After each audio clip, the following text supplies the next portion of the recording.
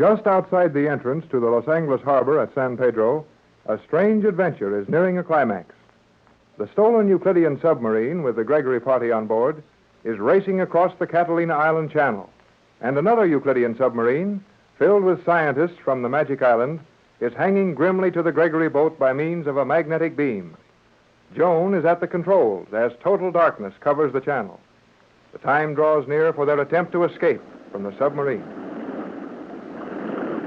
Hey, Joan, we're picking up a little speed. We do seem to be moving faster, Jerry. Why is that, Joan? It is barely possible that the magnetic beam of the following submarine is weakening slightly. Well, I wouldn't be surprised. They've used that thing continuously for 7 hours. How about our getting the magnetic bombs back to them if that beam gets too weak? Do not worry about that, Captain Bradford. The magnetic bombs will follow a line of electrical impulse no matter how weak. Then we are absolutely sure we can hold that boat helpless, and we're ready to escape from this one? Yes, Mother. What's our position now, Joan? We are nearly to the point you have established for Johnson to meet us with his sailboat, Captain. How near? We will reach the midway point between the breakwater and Catalina Island in less than 120 seconds.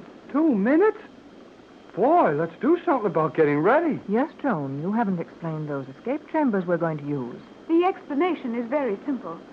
Jerry, will you please open one of those 4 large cylinders just forward of this compartment? You mean we're going to get inside those little tanks? Precisely. The covers are not locked. They will swing open easily. Oh, okay, if you say so. Now, Mother, if you and the captain will step over there near Jerry, I will make the explanation from here, as I must remain at the controls to stabilize our boat and release the magnetic bombs the instant we are in position. Very well, Joan. Come on, Pat. I'm a little nervous, Tex. This is getting very near the end of our journey. Only the beginning of Magic Island, though.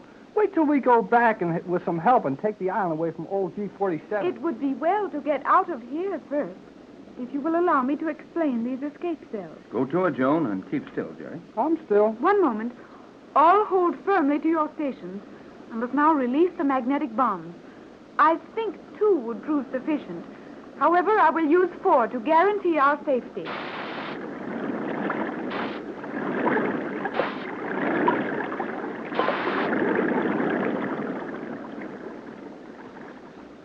that all there is to it, Joan? That is all. The bombs have been released.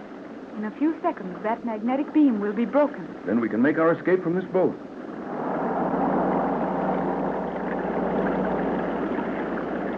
Hey, what's going on here? We're being tossed around. I will take care of that. Those bombs sure traveled half a mile and nothing flat.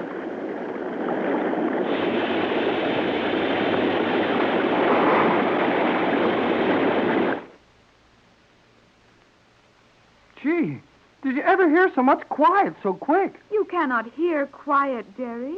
Maybe not, Joan, but that silence was certainly sudden. What happened, Joan, dear?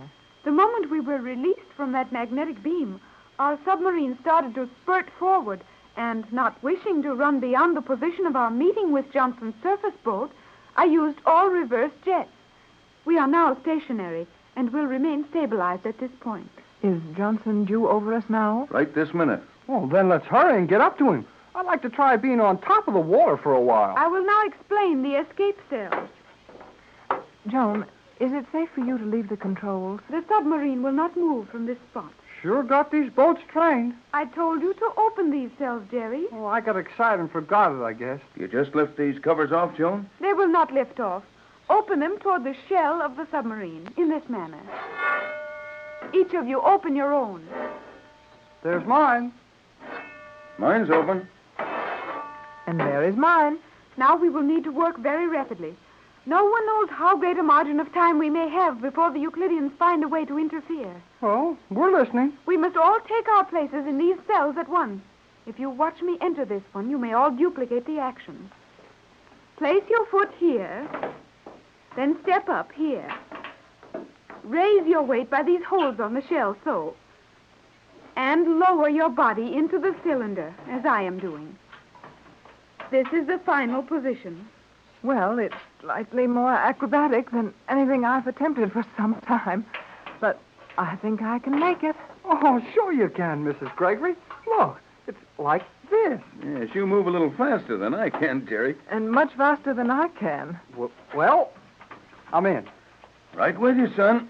And I think, yes, I've made it at last. There sure isn't any room to spare in these tin cans. You will have ample room. Now, listen carefully. The procedure is this. We will ascend one at a time. You will find a small valve directly in front of your chest. With that, you may regulate the speed of your rise. Opening the valve wider accelerates the rate of speed. When you reach the surface, open the cover of the cell as it is now. And if the water is smooth enough, you may leave them open. Otherwise, keep them closed and watch through the ports for our rescuer. Suppose you go first, Joan, and show us how it's done. No, you will go first, Captain. I want you to be in a position to take charge of the rescue work with Johnson. Right, Joan.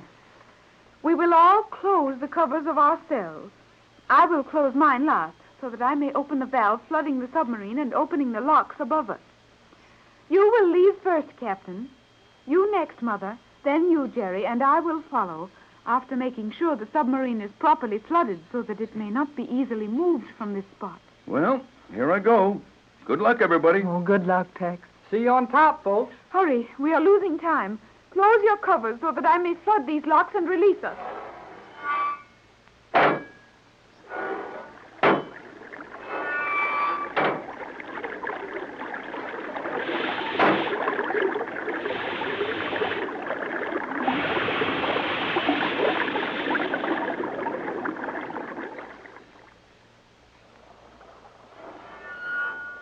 Well, water's smooth anyway. Not a soul in sight. Tex, is that you, Tex? Yes, Pat. Do you see anything of Johnson? Hey, anybody else floating around here? Not so loud, Jerry. It's impossible to swim with these things. Just stay where you are for a minute. Well, where's Joan? I don't know. Did you hear that? Johnson. Over here, Johnson. Coming right up. I still don't see Joan anywhere. What could have happened? Now, take it easy. She said she had to stay a few seconds behind us to make sure the sub flooded. I'm getting worried about her, Tex. Ready to come aboard? Yes, Johnson, thanks. I'll have to hang onto the gunnel and let this steel cylinder sink out from under me as I flood it. We've got room for them here.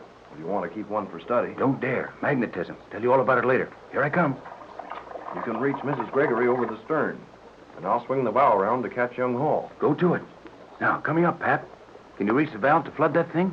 Yes, Tex. I'm all ready. But where's Joan? We'll take care of that later. Here, give me your hand. Now, open that valve up.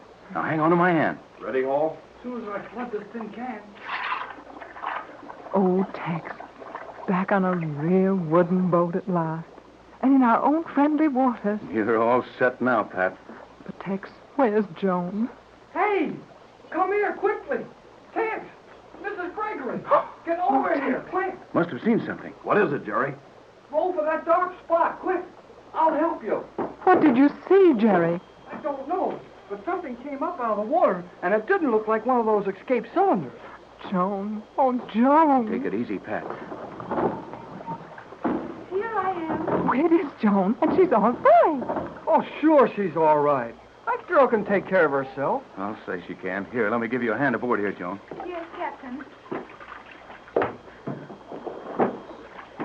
You're not hurt, are you, Joan? No, dear? Mother.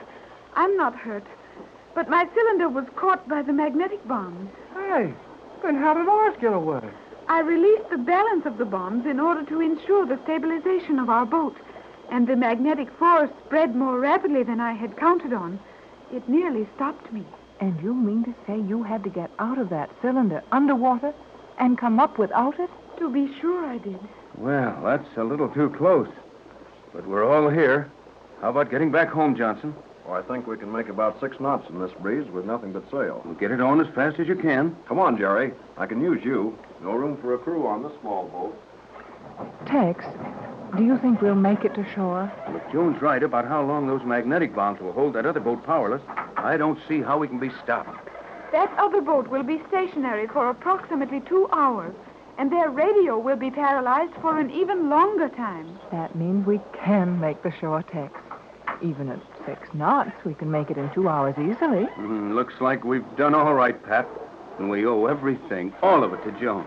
I did only what I had been trained to do, Captain. That Euclidean training is mighty good, whether we like it or not. It's almost too good. Well, We're on our way to the mainland. We got all the sail up. If you don't mind, I'd like to sit back here and check up on what it's all about, Captain. I can handle the tiller from here. By all means, Johnson. Sit in. Now that we have time for it, a lot of thanks for some fine work all through this.